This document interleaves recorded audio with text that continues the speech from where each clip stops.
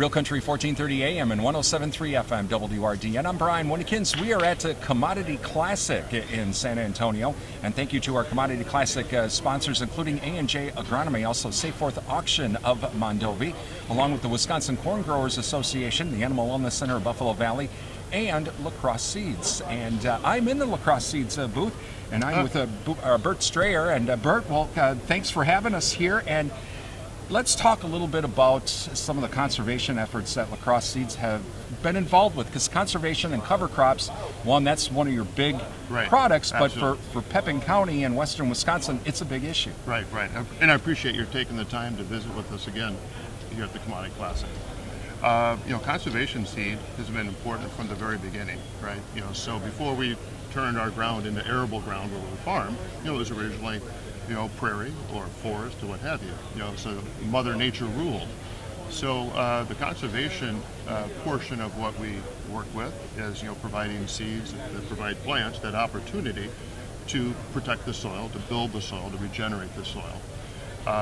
Whether that's in waterways, through our production fields, or taking some of our production fields out of production and putting them in a conservation reserve program. So there's many different ways that we can provide conservation seeds and conservation aspects to a producer's operation, and that may include filter strips along waterways or streams of water, rivers. Anywhere water is moving, we're trying to protect the soil from it moving away with that water. And what are some of the different products that you use? All right, so great question. So depending on what the needs are of any particular land use, there could be cool season grasses, could be cool season grasses with say legumes that provide a nitrogen source for those grasses.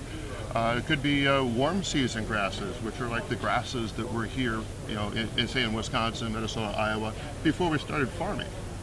And there's also, in the production cycle, when we talk about conservation grasses, it could be what we call cover crops. That basically any living root is good for the soil, whether that's a cool season plant, a warm season native type grass, or more of an annual type plant, such as a grain, or like rye or oats, or any other plants that will give us a benefit during that short period of time that we decided that fits our production cycle. And so with the last few years that we've had with the crazy weather, has it made it harder to use cover crops? Well, so cover crops, right, that's a generalized term, which we're adapting more to our use in the upper northern part of the Midwest. The cover crops, that movement kind of came through us, from the east, through Pennsylvania, Ohio, Indiana, and our part of the world. Originally we were thinking of it as covering that brown period, post-harvest, Sure. and then pre-planting for that following spring. Well, what we've discovered or understanding, and it's not really something new to us, the term cover crop was new. But we've got a lot of dairy producers in Wisconsin that have been, in essence, providing plants at different opportunities, safe for forage options, planting in the fall, something that maybe they could graze in the late fall, and then maybe harvest, late spring or early summer, in a chopping type situation. That is considered, say, a cover crop. Could be. I mean, so what we're learning is that there again is going back to those living roots. Having those living roots do work for us, and that could be whether it's just on the conservation side or it's actually on the forage side. And we can be duplicitous here. We can do both things at the same time. Sure. And now, is that one of the big things for farmers, especially dairy farmers, with the way the milk markets have been? They may want to do a cover crop to help their fields, but they also have to have some type of economic benefit. Is that forage part? Right, but the forage part is absolutely that part, right? The soil benefits are something that innately we know that we are doing good things to the soil by having those living roots, and we can talk about all those benefits.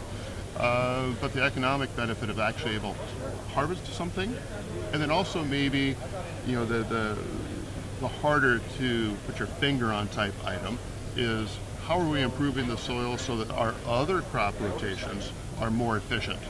Whether that's lower fertilizer needs, lower herbicide inputs. Those are all good things. That may not be what we are making but it may be what we're saving on that side. But certainly the forage part is something that we can plug into an equation that tons of forage are worth a certain amount of money. Talking with Bert Strayer, he is with Crosse Seed. So we are at the Commodity Classic in San Antonio, Texas.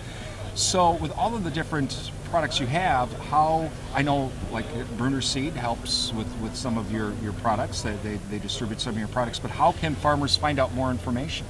Well, certainly. Okay, so we've got a group of La Crosse regional sales managers that work with retailers throughout our footprint, which covers the primarily the upper northern part of the Midwest. We reach from the Dakotas all the way out to Pennsylvania, and as far south with our company warehouses is into Missouri and Kentucky, and we actually have a rep in Mississippi, Brian. Wow. that we're shipping product from the Midwest to his customer base down there. So to get more information is first maybe working with your retailer, your trusted partner that you're getting your inputs from.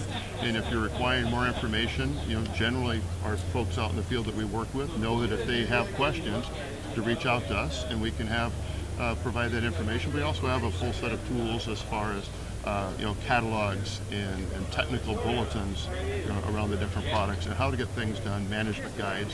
And then there's also our online resources at lacrosseseed.com.